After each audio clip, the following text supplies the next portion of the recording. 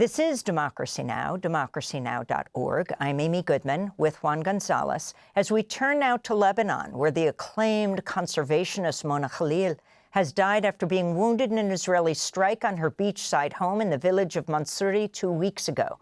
The 76-year-old environmentalist spent more than 25 years trying to protect endangered sea turtles. Her work helped turn a stretch of southern Lebanon's coastline into one of the most important nesting sites for endangered sea turtles in the eastern Mediterranean. Mona Khalil lived in what came to be known as the Orange House, her grandmother's home, which she helped transform into a refuge for endangered loggerhead and green sea turtles and a small ecotourism site. She trained a generation of volunteers in ecological conservation and in documenting sea turtle nesting activity along the coast. An Israeli strike hit her home June 4th, and Khalil and her housekeeper, who reportedly sustained less severe injuries, were rushed to the hospital. After 2 weeks in hospital, Mona Khalil died Friday. The Israeli military said in a statement Khalil, quote, was not a target of the IDF and that there is no known IDF strike in which she was injured, unquote.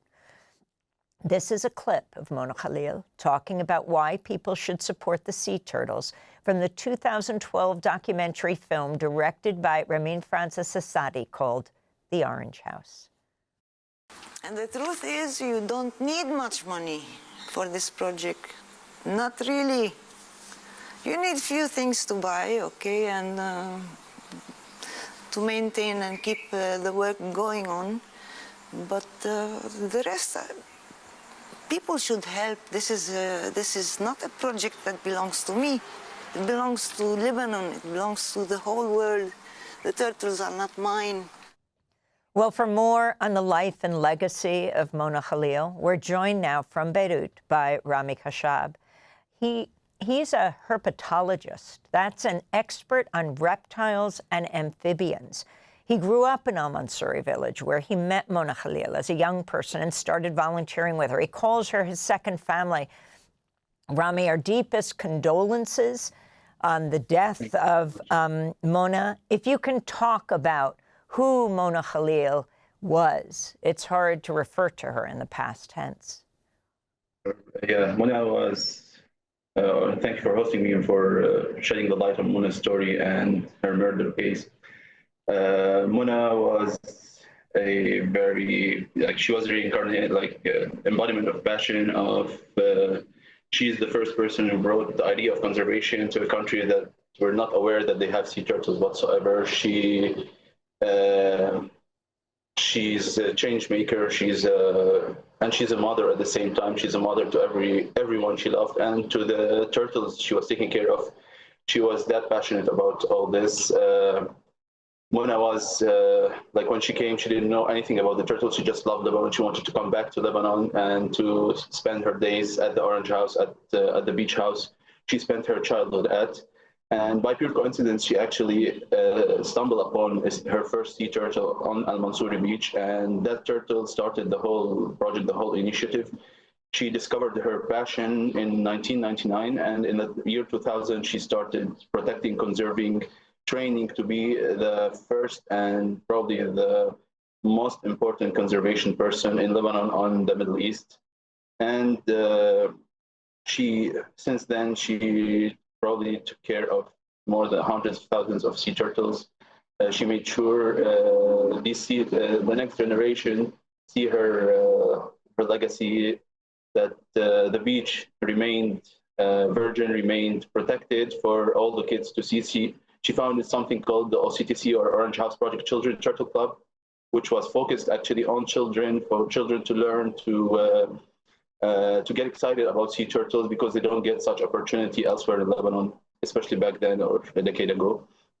The Orange House became more than just her house. It became a meeting point for all the people passionate about this kind of project.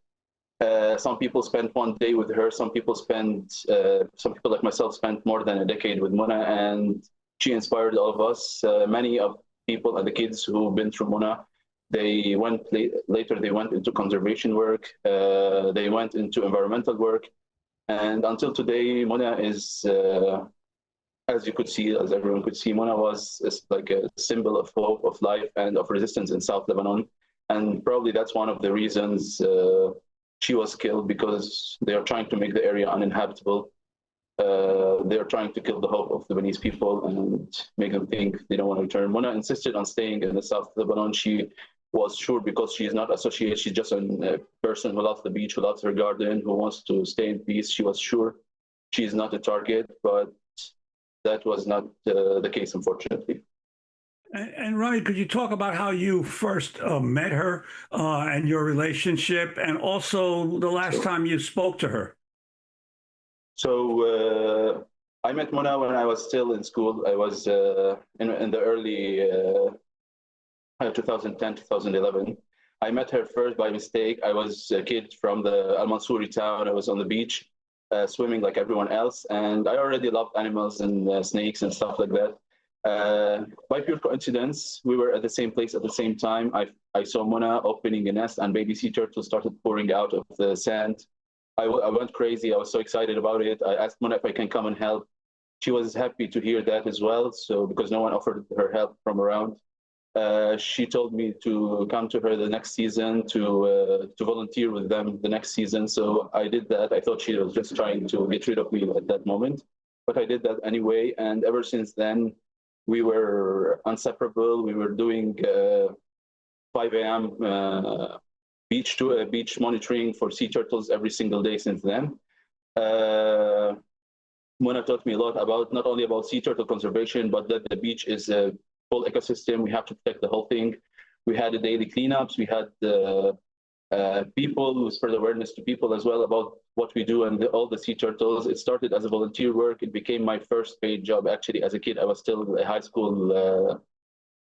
At the high school, I didn't know any of that until Mona showed me the way. She was the person who told me to pursue my passion, my dream, no matter what, like she did.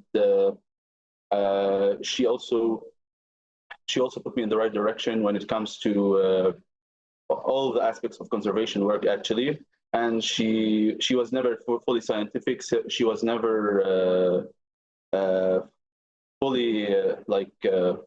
she was never too scientific, but she was always so passionate that it was infectious to everyone around her, even if the people are not really environmental type. She was resisted a lot by the locals, by the people around, because they didn't understand what she did, because she was a black sheep to them. After a while, they ended up respecting her, because thanks to her, the beach remained virgin, remained clean, remained protected for their children and for their grandchildren, especially for the people in the area. I'm from al-Mansouri village. I want to go to a clip from 2017 of Mona Khalil, conducted by the School of Global Development at the University of East Anglia.